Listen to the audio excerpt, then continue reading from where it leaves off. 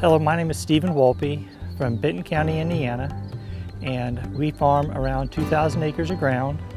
We have corn, beans, and wind turbines in our area, and we have about 20 head of cattle. Benton County, there is about 3 to 4 different companies that have wind turbines in our county.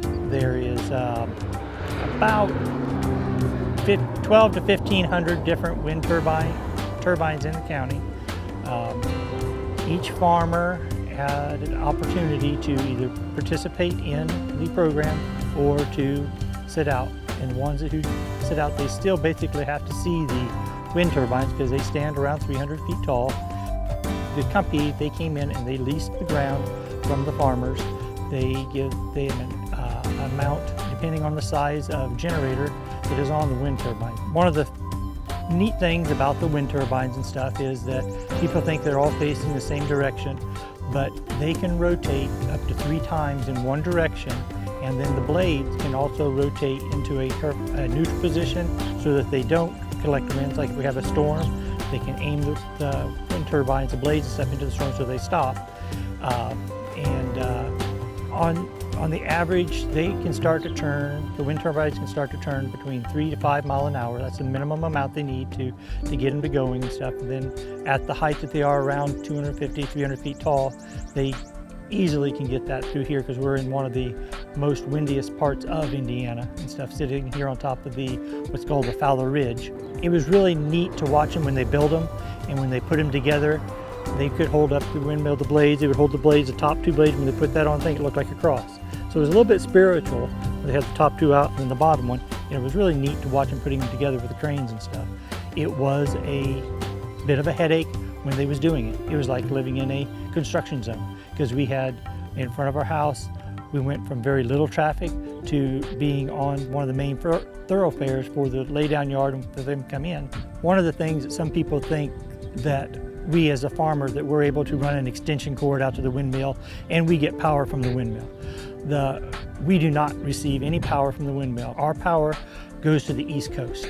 It goes out to the East Coast, and we don't receive any electricity from them. We receive a royalty for the wind that is gathered, for the wind power that is gathered here in on the windmills we have. And each one of the windmills can power between, I thought they said at least 100 to 150 different houses in town and stuff, in the town where their power is being sold.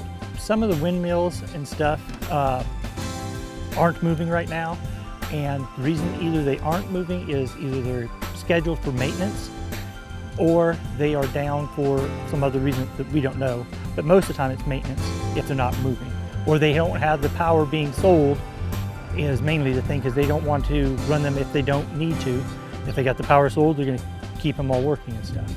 I am Benton County President here in lovely Benton County. We're probably one of the smallest counties population-wise in the state, probably maybe right around 3rd, but we're also the 3rd most agricultural county in the state, where we're a lot of production with grains, and then we also have several hog operations and 2 dairies going here.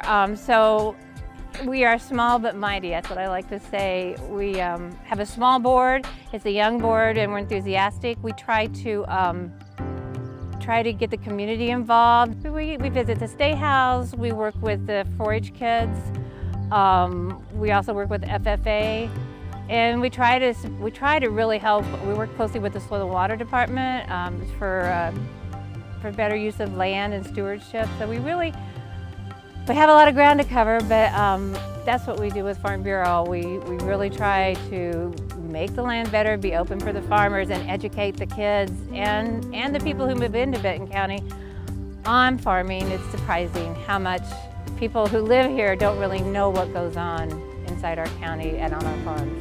One other thing that I do that kind of involves farming and agriculture is I blog. I've got a real good group of friends who blog about agriculture, and it's been fun. So I'll do live blogs when the calves are real small, and people just like looking at the cows, and that kind of it gets us back into other people's homes and in their hands, and it says, oh yeah, I remember. I get a lot of that. I remember going to Grandpa's house and seeing the cows, or oh my gosh, that's a cute kitten. You know, just a little bit about what we do. I try to incorporate farming with that, and talk about a little bit about soil conservation and whatever it is we're doing. Hi, I'm Lana Wallpe. And I'm Stephen Wallpe. And we found our voice with Indiana Farm Bureau.